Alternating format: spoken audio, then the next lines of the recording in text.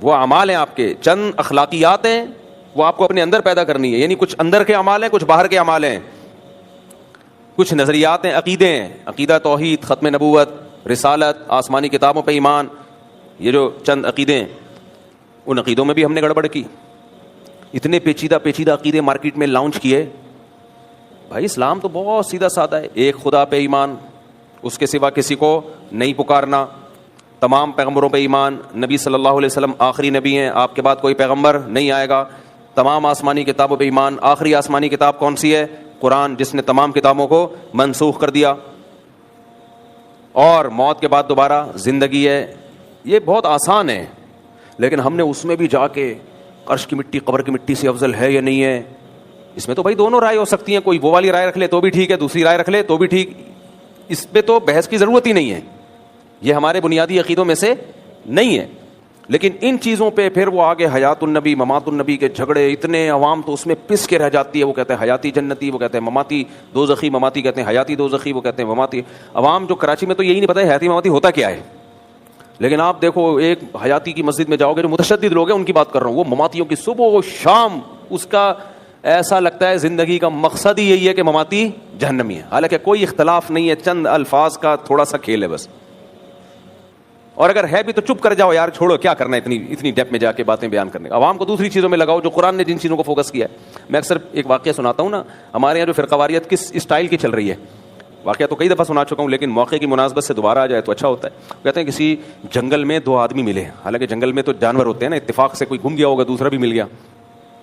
تو نے کہا یہ بھی ایک بندہ میری طرح کا یہاں راستہ بھول گیا ہے, کہیں دنیا میں تھے نا وہ, تو امریکہ کے فرض کرو امریکہ کے جنگلوں میں. تو اس نے دوسرے سے پوچھا, یار ماشاء اللہ اور تو بھی مجھے مل گیا, تو ہے کیا؟ اب اس کو ڈر لگ رہا ہے, پتہ نہیں یہ کون سے مذہب کا ہے, کون سے کنٹری کا ہے, دشمن نہ نکلے کہیں.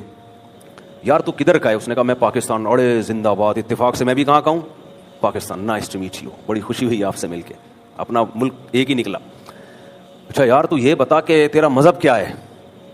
مسلمان ہوں. اڑے ہم بھی کیا ہیں, مسلمان. ویری گڈ, زبردست مذہب. اب آپ کا خوف آہستہ آہستہ کیا ہو رہا ہے, بولو, کم ہو رہا ہے کہ یار اپنا ہی ہے, ہر لحاظ سے اپنا ہے.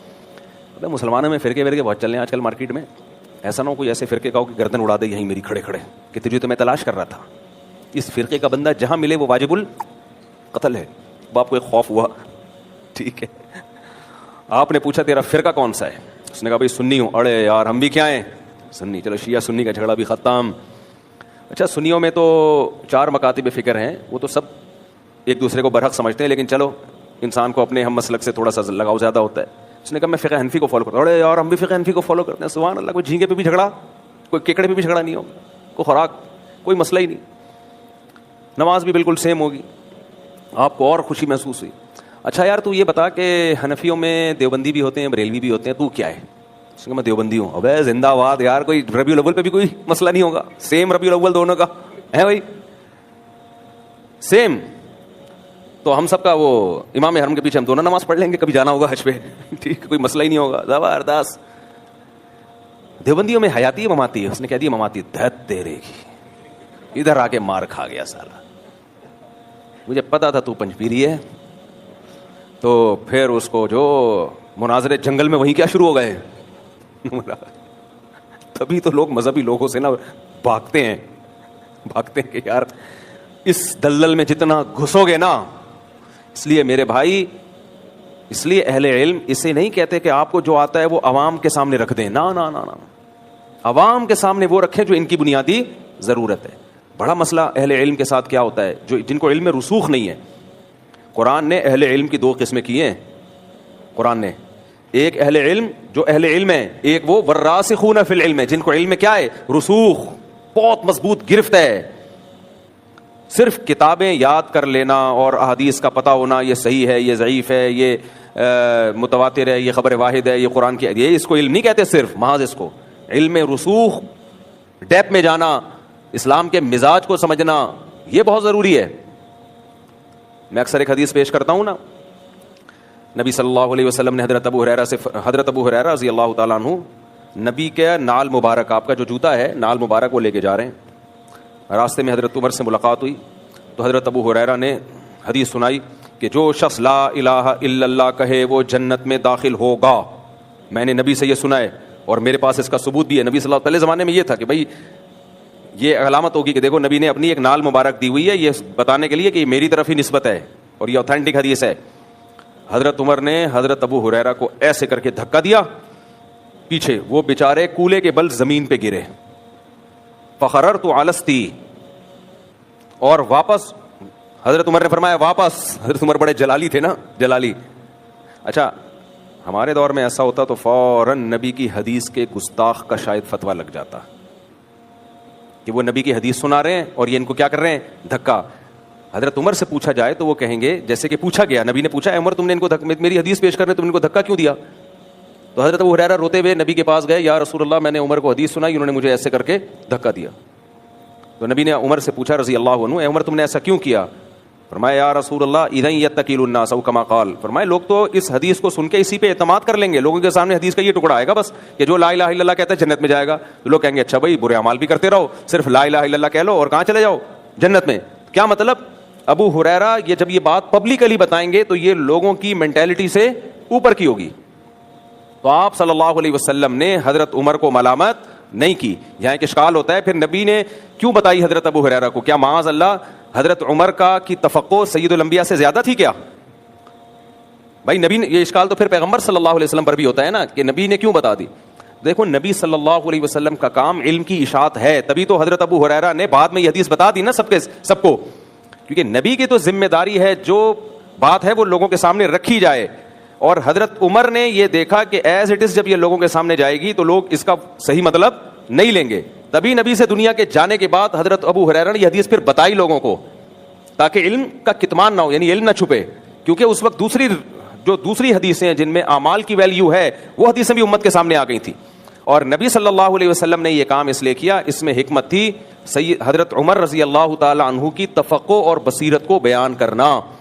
بعض کام نبی کے دور میں ایسے ہوئے ہیں کہ اس میں کسی اور صحابی کی فضیلت کو بیان کرنے کے لیے, اس کی مثال ایسے ہے جیسے نبی صلی اللہ علیہ وسلم کو حضرت عمر نے مشورہ دیا کہ عورتوں کو پردے کا حکم دیا جائے. آپ صلی اللہ علیہ وسلم نے اس مشورے پہ عمل نہیں کیا, لیکن آسمان سے آیتیں نازل ہو گئیں کہ آپ عورتوں کو پردے کا حکم دیں. کئی سارے احکام ایسے ہیں جو حضرت عمر نے بتائے اور وہ قرآن کا حکم بن کے نازل ہو گئی. نبی نے نہیں کیے وہ شروع میں. کیوں؟ کیونکہ اسلام کا ایک بڑا مقصد سیدنا عمر کی فضیلت بیان کرنا بھی تھا, کیونکہ نبی کے بعد ابو بکر اور عمر نے ہی اس جگہ کو سنبھالنا تھا, نبی کی جانشینی ادا کرنی تھی. تبھی تو حدیث میں آتا ہے کہ میرے بعد ابو بکر اور عمر کو فالو کرو. تو اس میں حکمتیں ہوتی ہیں. خیر موضوع سے میں ہٹ رہا ہوں. تو میں یہ بات عرض کر رہا تھا آپ کے سامنے, یہ بات یہاں سے آئی کیسے کہ یہ علم کا لیول ہوتا ہے ہر شخص. ہاں میں یہ کہہ رہا تھا کہ وہ دیکھو اب وہ جو جنگل میں ملے ہیں تو وہ بالکل ہی ان کا آخری پہ حیاتی مماتی پہ آ کے ان کا جنگل میں پھڈا شروع. ہمارے استاذ نے ایک واقعہ سنایا کہ کئی سال پرانا واقعہ ہے کہ ایک کے پی کے سے ایک خاتون حج پہ گئی, اس کا بچہ گم گیا. وہ بوڑھی خاتون تھی, عمرے میں نا, عمرہ یا حج پہ, اس کا بچہ گم گیا. تو کسی نے بچہ تلاش کر کے, کسی مولوی صاحب نے بچہ تلاش کیا, بہت بیچاری رو رہی تھی, بچہ لا کے اس خاتون کو دے دیا. وہ بڑی خوش ہوئی, ماشاء اللہ بیٹا اللہ جزائے خیر دے. تو اس خاتون نے کے پی کے میں کسی ایسے علاقے سے تھی جہاں یہ حیات النبی ممات النبی کا بڑا چل رہا تھا. تو اس سے پوچھا کہ تم حیاتی ہو مماتی ہو؟ اس نے کہتی ہے میں پنچ پی رہی ہوں. کہتے ہیں اتنا غصے ہوئی ہے نا, یعنی اس کو افسوس ہو رہا تھا کہ یہ کاش کسی حیاتی نے تلاش کیا ہوتا, یعنی پنچپیری نہ ہوتا جس نے یہ.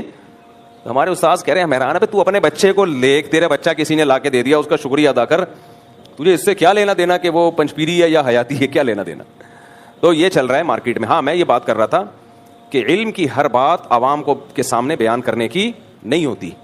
لوگ ہمیں بھی کہتے ہیں نا مفتی صاحب کے پاس کوئی علمی صلاحیت نہیں ہے, ہلکا پھلکا بیان کر رہے ہوتے ہیں, لطیفے چٹکلے اور شادیوں وادیوں کی باتیں.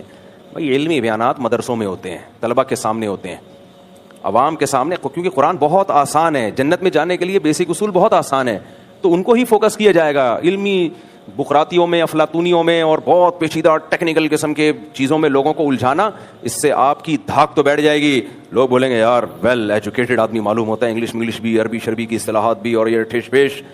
آج کل یہی اسکالر کر رہے ہیں جن کو انگلش آتی ہے تو ٹھش پیش لگا دیں گے, کچھ سینٹینس گھسڑ دیے, لوگ کہتے ہیں بڑا پڑھا لکھا ہے. بھائی فضول بات کر رہا ہے, نہ سر نہ پاؤں, باتوں سے باتیں نکلتی, کیا کرو. یوٹیوب پہ یہ بہت ہو رہا ہے آج کل. پہلے قبل حکیم صاحب آیا کرتے تھے, انگلش آتی تھی حکیموں کو, اچھے حکیم ہوتے تھے, ماہر, اردو میں بات کر رہے ہوتے تھے, جگر کو جگر کہہ رہے ہوتے تھے, گردے کو گردہ کہہ رہے ہوتے تھے, لیکن ہوتے بڑے ماہر حکیم تھے, ان کی بڑی تحقیق ہوتی تھی. اب اس طرح کی گاڑی اردو کوئی بولے گا تو لوگ سمجھتے ہیں یہ حکیم کو انگلش تو آتی نہیں ہے تو ایسے ہی پاگل ہوگا. اب حکیموں کا بھی ٹرینڈ چینج ہو گیا ہے. اب جو 2 نمبر حکیم ہے کیا کرتے ہیں, ایک آدھ چکر ان کا یورپ امریکہ کا لگ چکا ہوتا ہے, ایک آدھ مہینہ وہاں کے بھی کسی ادارے میں کچھ آرگینک چیزیں انہوں نے پڑھ لی ہوتی ہیں, پھر وہ آتے ہیں, پھر وہ انگلش مارتے ہیں, پھر ٹی وی چینل میں ایک تو 3 پیس سوٹ ٹائی میں آتے ہیں. لوگ کہتے ہیں یہ ایجوکیٹڈ امریکہ سے حکیم بن کے آیا. یہ وہاں بھی ہوتا ہے نا, یا امریکہ کینیڈا وغیرہ میں بھی ایسے ادارے ہیں جو آرگینک یہ خوراکوں پہ تحقیقات کرتے ہیں. تو 6 مہینے کے شارٹ کورسز کیے ہوئے ہوتے ہیں, کچھ بھی نہیں آتا ان کو. لیکن لوگوں میں کہ امریکہ سے بھائی آنین کے بارے میں کہاں سے, پیاز نہیں بولے گا جو سارے پاکستانیوں کو سمجھ میں آ رہا ہے پیاز کا مطلب, یہ بولے گا آنین جو صرف ڈیفینس کے لفٹن میں, اور چند پھر غریب آدمی اس کا ترجمہ دیکھ رہا ہوگا آنین ہے کیا. لیکن انسپائر بہت متاثر بہت ہو رہا ہوگا یار, آنین لہسن نہیں, ادرک نہیں, وہ گئے لہسن ادرک ہری مرچیں, حالانکہ وہ سب کو سمجھ میں آ رہا ہے آسانی سے, کالی مرچ لہسن ادرک ہر. اور خواتین کے جو چینل ہے اس میں تو لہسن ادرک ہے ہی نہیں, اس میں تو اور انگلش ٹھش فش, ایسا آدمی کہتا ہے بے یہ ہے لہسن, یہ اس کو بولا ہے لہسن کو, گارلک, اور وہ بھی ٹھیک ہے, وہ اس کے میں خلاف نہیں ہوں. ابے میجورٹی تو اردو جانتی ہے نا, جب میجورٹی انگلش پہ آ جائے گی تو آپ بھی بول لینا. میجورٹی کو تو وہی زبان میں بات کرو جو اس کی سمجھ میں آ رہی ہے, لیکن اس سے بھرم نہیں آئیں گے تو لہٰذا ٹھش فش. تو وہ کیا کر رہے ہوتے ہیں, اب میں تو یوٹیوب دیکھتا ہوں نا, ہیلتھ چینل تو میں بہت شوق سے دیکھتا ہوں, تو آ کے نا اس لیے مجھے یوٹیوب پہ پتہ چل جاتا ہے یہ 1 نمبر حکیم ہے یا 2 نمبر ہے, یہ 1 نمبر ڈاکٹر ہے یا 2 نمبر ہے. ڈاکٹروں کا بھی پتہ چل جاتا ہے. تو اتنا سن کے, اور بڑے بڑے ڈاکٹروں سے تعلقات بھی ہیں تو پتہ چل جاتا ہے. ان کو بھی ویڈیوز بھیج کے میں کرواتا ہوں, پوچھتا ہوں کہ کیا پھینک تو نہیں رہا, تو بس بات بتا رہے ہوتے ہیں لمبی پھینکی ہے. بعض کہہ رہے ہوتے ہیں امریکہ کے جو ابھی ایک نئی ریسرچ آئی ہے, بالکل جدید تحقیق ہے, اور ڈاکومنٹس پیش کر رہے ہوتے ہیں. میں وہ ڈاکومنٹ امریکہ میں ڈاکٹر کو بھیجتا ہوں, کہہ رہے ہیں یار اس قسم کی کوئی تحقیق, یہ پتہ نہیں کہاں سے اس نے چھپوایا ہے اور چھپا کے ڈال دیا ہے. ہمیں کیا پتہ چل رہا ہوتا ہے کہ یار یہ اوتھینٹک ہے بھی یا نہیں, ہمیں پتہ چل رہا ہوتا ہے, ہم تو انگلش دیکھ رہے ہوتے ہیں, کوئی ایک ٹھپا لگا ہوا ہوتا ہے کہیں سے, ادھر سے کسی موچی سے لے کے ٹھپا لگا دیا, کیا پتہ چل رہا ہوتا ہے یار. تو اس لیے یوٹیوب کی کوئی بھی تحقیق ہوتی ہے ریلائبل ڈاکٹروں سے پوچھیں, سمجھتے ہو. خیر, تو اب اس میں کیا ہوتا ہے, وہ قبلہ حکیم صاحب 3 پیس سوٹ ٹائی میں آنے لگے ہیں, اور اب وہ تھوڑا سا انگلش بھی بولنے لگے. تو اس انگلش کی وجہ سے لوگ کہتے ہیں پڑھے لکھے حکیم کچھ بھی نہیں ہے میرے بھائی. تو کوئی باقی پڑھا لکھا ہو, بوڑھا ہو, ایجڈ ہو, تجربہ ہو, وہ اس کو ان بھرم سے متاثر نہ ہوا کرو, کہاں سے کہاں بات چلی گئی. خیر, میں جلدی سے بات کو سمیٹتا ہوں. تو میں یہ عرض کر رہا تھا کہ لوگوں کی مینٹالٹی کے حساب سے ان سے بات کرنی چاہیے. میں جب طلبہ کو درس قرآن کی ٹریننگ دیا کرتا تھا, کئی سال میں نے جامعہ رشید میں طلبہ کو درس کی ٹریننگ دی ہے, تو اپنے سامنے بلا کے ان سے تقریر کروانا, اپنے سامنے بٹھا کے ان کو درس سے قرآن دلوانا, یہ میری ذمہ داری تھی. تو جب بھی میں درس دلواتا تھا نا, تو میں پھر نوٹ کر رہا ہوتا تھا یہ درس کے دوران کیا کیا غلطیاں کرتے ہیں. اچھا, ہمارے یہاں یہ بھی ایک مسئلہ ہے, بغیر سیکھے ممبر پہ آ کے بیٹھ جاتے ہیں, پھر وہی منافرت پھیلانا اور یہ سب چیزیں چل رہی ہوتی ہیں. تو اس میں 2 چیزیں بہت نوٹ کر رہا تھا. ایک, مشکل الفاظ استعمال نہ کرو درس میں. نمبر 2, درس میں آپ نے یہ نہیں دیکھنا کہ مجھے کیا آتا ہے. درس دینے سے پہلے آپ کو بہت کچھ آتا ہے جس سے آپ کی علمی دھاک بیٹھ سکتی ہے, بہت کچھ آتا ہے. آپ نے یہ دیکھنا ہے سامنے والوں کی ضرورت کیا ہے, سامنے والوں کی بولو ضرورت کیا ہے. آتا تو بہت کچھ ہے آپ کو بھائی, لیکن سامنے والوں کی وہ ضرورت نہیں ہے, ان کو اس علم کی ضرورت نہیں ہے. مثال کے طور پر میں یہاں کسی متنازع شخصیت کے بارے میں بیان کرنا شروع کر دوں کہ کچھ کہہ رہے ہیں وہ اچھے تھے, میں کہہ رہا ہوں وہ برے تھے, دلائل کے انبار لگا دوں. اب اس شخصیت سے ہمارا کوئی لینا دینا نہیں ہے, نہ قبر میں ہم سے اس کے بارے میں سوال ہوگا, نہ دنیا میں اس کا کوئی اثر پڑ رہا ہے ہمارے اوپر. تو اس سے یہ تو پتہ چل جائے گا مفتی صاحب کا مطالعہ بہت ہے, لیکن ایک بھرم بیٹھ جائیں گے, عوام کو کوئی فائدہ نہیں ہوگا اس سے. اب دیکھو, ایک ڈاکٹر نے لوگوں کو جمع کیا, ہارٹ اسپیشلسٹ ہے, ہارٹ اسپیشلسٹ ڈاکٹر ہے, اس نے پبلک کو جمع کیا, آؤ میں آپ کو ہیلتھ کے بارے میں انتہائی اہم معلومات دینے والا ہوں. بلکہ ہارٹ اسپیشلسٹ نہیں ہے, کسی ایسی بیماری کا اسپیشلسٹ ہے جو لاکھوں میں کوئی 1 آدھ لوگوں کو ہوتی ہے. ایسی بیماریاں بھی ہیں جو ہزاروں لاکھوں میں 1 آدھ لوگوں کو ہوتی ہیں.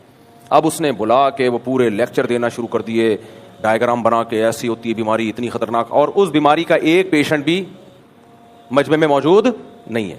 تو پتہ ہے وہ بیماری تو لوگوں کو اس سے فائدہ ہو نہ ہو, اس بیماری کے بارے میں بحث مباحثے کی خارش کی بیماری بہرحال پیدا ہو جائے گی. نہیں آئی میرا خیال ہے بات؟ اب پتہ ہے اس سے کیا ہوگا, جب ڈاکٹروں کی وہی باتیں سنیں گے جن کا ہماری روزمرہ کی لائف سے تعلق ہی نہیں ہے, تو پھر کیا ہو جائے گا, پھر وہ یوٹیوب پہ کہیں سنیں گے دوسرا ڈاکٹر اس کے خلاف نظریہ لے کر آیا, آپ نے سنا ہوگا یہ والا ڈاکٹر تو وہ والی بات کر رہا تھا اور یہ اس کے خلاف, تو پھر آپ دلائل, مناظرے, بحث, پھر ہر ایک سے ابے فلاں ڈاکٹر کی اس باری بیماری کے بارے میں یہ رائے ہے, تیری کیا رائے ہے, وہ کہے گا میری رائے, ابے تو غلط بول رہا ہے, وہ صحیح بول رہا تھا. ایک غیر ضروری جنگ میں وہ تمام کے تمام لوگ چھڑ جائیں گے, حالانکہ اس بیماری کا اس سوسائٹی سے کوئی تعلق ہے ہی نہیں. مردوں کو بٹھا کے زنانہ بیماریوں پہ ڈسکشن شروع کر دے کوئی, اب سارے مردوں کو بلایا اور مینسس کے بارے میں ڈیٹیل, مرد بولیں گے بھائی یہ ہمارا مسئلہ تھوڑی ہے بھائی, ان کو ٹرین کر رہے ہیں. تو بھائی یہ ڈاکٹروں میں یہ بات کرو, کیونکہ ان کو کبھی خواتین کا علاج کرنا پڑتا ہے, کبھی مردوں کا علاج, تو ان کو بتاؤ. مرد کو آپ یہ کیوں بتا رہے ہو؟ میں اگر حیض و نفاس کے مسائل مردوں کو سکھاؤں, یا تو شادی شدہ مردوں کو تاکہ وہ اپنی بیویوں کو سکھائیں, تو سمجھ میں آتا ہے. ایویں میں مردوں کو سمجھانا شروع کر دوں تو بولیں گے یار ہمارے ساتھ یہ مسئلہ تھوڑی ہے. پریگنینسی کے بعد آپ نے اپنی فٹنس کو کیسے قائم رکھنا ہے, بچہ پیدا ہونے کے بعد جو ہے نا دوبارہ ویٹ اپنی اصل حالت پہ آ جائے, اس پہ میں لیکچر پہ لیکچر, تو آدمیوں میں لیکچر دے رہا ہوں. تو شروع میں تو آپ کو عجیب سا لگے گا, لیکن پھر پتہ ہے کیا ہے, آپ کو موٹاپے کی بیماری لگے نہ لگے, اس مسئلے پر بحث کی بیماری بہرحال لگ جائے گی.